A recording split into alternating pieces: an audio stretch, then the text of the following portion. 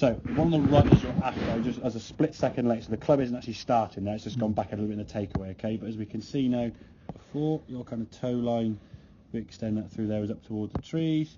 And now your toe line, we extend that through, is more in line. Obviously, the train tracks looking straight, and they would look getting closer. That to me is pretty parallel, because your feet, if they look at a train, it seems to get narrow in the distance. That for me is a position by where you can swing through and swing to target. And again, as you swing the golf club back, the club is going back in sort of the halfway back position, is parallel to your toe line. So it's in a good position now, swinging back on the circle it would do, but still kind of in a position your brain goes, well, I can swing towards target.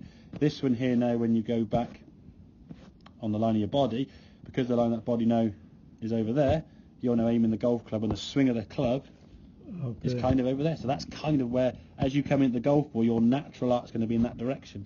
So your brain then goes, oh, hang on, I don't want to go to the right, I want to try and... So what can I do to try and hit it left? Right hand grips and right shoulders, you said, sort of over the top, or the flip with the right hand. And it's a lunge, isn't it? And that's where the balance is lost, because then your arms just start trying to swing in this direction as your body doesn't want to. So then you start falling over, the right foot jumps forward, and sometimes we do see it a lot. People, when their right foot goes in this direction, they start just putting it further back to try and stop it go forward.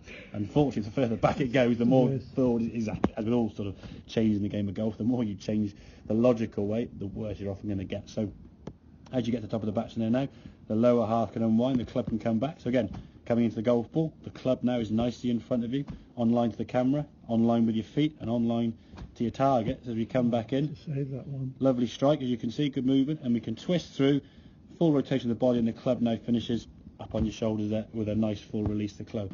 This one here now, because you can't twist through as much, bit of a lunge with the arms. The arms now, you just can't get so far, can you? You just try. Your arms are now stuck, the left elbow sticking out, because what you'll find is, if I'm aiming towards that mirror, if I'm aiming kind of towards you now, going this way, as I swing, I can't get round there. If I'm now here, I can go, so the club can now rest on this left shoulder. So kind of you follow through the showcase in some ways, have you swung the club better? So if the club rests on that left shoulder, generally most things sort of worked in together, they've rotated around yourself, and the club can continue on around your shoulders.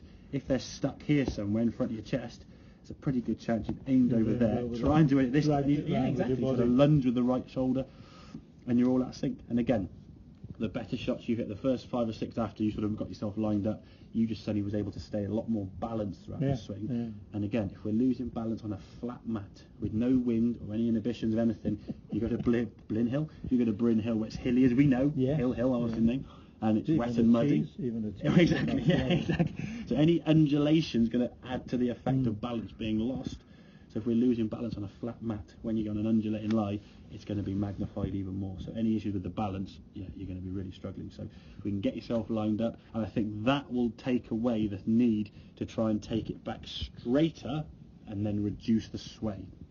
I think the sway was sort of coming in because you were trying to take the golf club back kind of more towards target, because initially when you were setting up over here, you kind of didn't want the club to go back this way, so I tried to take it back straighter, so it didn't get too far behind you, so then you weren't fearful of that right shoulder. So if I go back on a straight line, to try and draw a straight line with the club, you're going to have to sway with that motion. The more sway you get, trying to get back to the golf ball there now would be an almost impossibility. So better rotation, better setup to start with. I say we're going to less sway. There'll always be a little bit of sway. I've said this from the day one. You'll never completely eradicate the sway. If the sway is that much, not that much, we've got a chance.